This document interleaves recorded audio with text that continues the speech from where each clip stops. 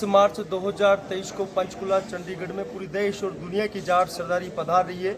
हम लगातार आज सोनीपत में संवाद बैठक का आयोजन करा। हरियाणा, पंजाब, वेस्टर्न यूपी, हिमाचल, जम्मू, राजस्थान सहित तमाम प्रदेशों के अंदर जाट संवाद बैठकों का सिलसिला जारी है। 19 मार्च को पूरी देश और दुनिया की जाट सरदारी अपने मान, सम्मान और स्वाभिमान को बचाने के लिए, अपने हक और अधिकार को प्राप्त करने के लिए 19 मार्च को इकट्ठा हो रही है।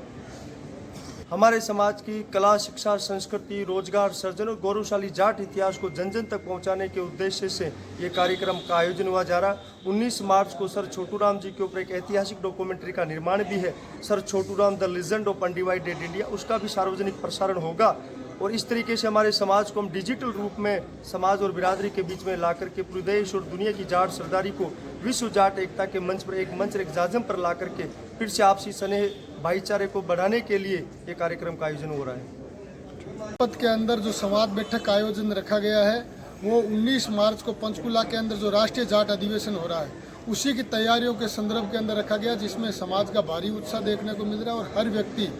जब पूरी दुनिया का जाट हरियाणा की धरती पे पंचकुला में आएगा तो उसका स्वागत, मान सम्मान किस तरीके से हो, हमारी कौम के हक और अधिकार के लिए भविष्य में क्या चुनौतियां आएगी उनको खत्म करने के लिए, और सामाजिक कुरीतियों के खात्मे के साथ साथ में नशा मुक्त समाज की स्थापना के लिए आए। कुरीतियों के अंदर, क्राइम की दुनिया के अंदर हमारे यूथ की ज़्यादा संख्या बढ़ रही है, नशा हमारे समाज में जकड़ रहा है, और भी सोसाइटी में बहुत सी कुरीतियाँ, मृत्यु बोझ, दहेज प्रथा से लेकर बहुत से तमाम मुद्दे हैं, इश्यूज़ हैं, जिनको लेकर हम एक सकारात्मक पहल करते हुए उनके ख़त्म करने के प्रयास को लेकर समाज बंधुओं का साथ कंधे से कंधा मिलाकर लेके और उसके खात्मे के प्रयास कर रहे हैं। देखिए, चौधरी छोटूराम एक ऐसे महान शख्सियत थे जो